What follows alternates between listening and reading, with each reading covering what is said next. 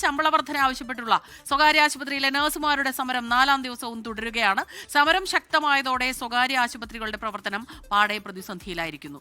ചെറിയ ആശുപത്രി മാനേജ്മെന്റുകൾ വിട്ടുവീഴ്ചയ്ക്ക് തയ്യാറായി ശമ്പളം വർദ്ധിപ്പിക്കാം എന്ന് അറിയിച്ചിട്ടുണ്ട്. എങ്കിലും വൻകിട മാനേജ്മെന്റുകൾ പിടിവാശി ഉപേക്ഷിക്കുന്നില്ല എന്നാണ് നഴ്സുമാരുടെ ആരോപണം. ഞങ്ങളുടെ പ്രധാനപ്പെട്ട ആവശ്യം ഈ അണിനിരന്ന എല്ലാ നഴ്സുമാരുടെയും ആവശ്യമായിട്ട് തന്നെ ഞാൻ പറയുകയാണ്. ഒരു ദിവസത്തേക്ക് 1333 എന്നുള്ള ദിവസവേതനം ഞങ്ങൾക്ക് തരിക. അത് മാത്രമാണ് ഞങ്ങളുടെ ആവശ്യം.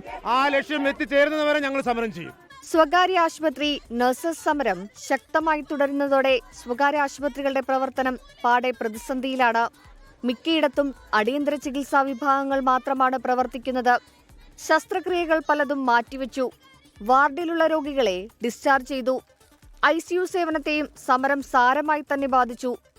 വേതന വർധനവ് ആവശ്യപ്പെട്ട് വയനാട് മൂപ്പൻസ് മെഡിക്കൽ കോളേജിലെ 500-ലധികം നഴ്സസ് സമ്പൂർണ്ണ പണിമുടക്കിലാണ്.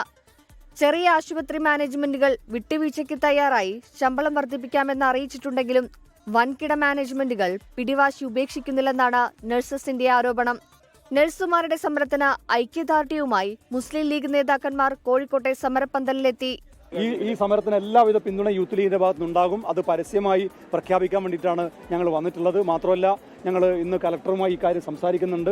ഗവൺമെന്റ് ശ്രദ്ധയിൽ ഇക്കാര്യം കൊണ്ടുവരുന്നതിന് ആവശ്യമായിട്ടുള്ള യൂത്ത് ലീഗിന്റെ ഭാഗത്തുനിന്നുള്ള എല്ലാ പിന്തുണയും UNAക്കുണ്ടാകും. അതേസമയം കോഴിക്കോട് മെഡിക്കൽ കോളേജ് അത്യാഹിത വിഭാഗത്തിൽ ചികിത്സ തേടിയെത്തുന്നവരുടെ എണ്ണം ഇരട്ടിയായി. ജനറൽ മെഡിസിൻ വിഭാഗത്തിലാണ് കൂടുതലും രോഗികളെത്തുന്നത്. ഇതോടെ മെഡിക്കൽ കോളേജിലെ ജീവനക്കാരുടെ ജോലിഭാരവും ഇരട്ടിയാകുന്ന രീതിയിലേക്ക് സമരം മാറുകയാണ്. മാനേജ്മെന്റുകളുമായുള്ള ചർച്ച ധാരണയിലെത്താത്ത സാഹചര്യത്തിൽ സമരം ശക്തമായി തുടരാൻ തന്നെയാണ് UNAയുടെ നിലപാട്. 24 കോഴിക്കോട്. ലോകത്തെവിടെയായാലും ഏത് സമയത്തും 24 വാർത്തകളും ഓഗ്മെന്റഡ് റിയാലിറ്റി പാക്കേജുകളും എക്സ്പ്ലെയിനറുകളും വിശദമായി കാണാൻ ഞങ്ങളുടെ YouTube ചാനൽ നിങ്ങൾക്ക് സബ്സ്ക്രൈബ് ചെയ്യാം.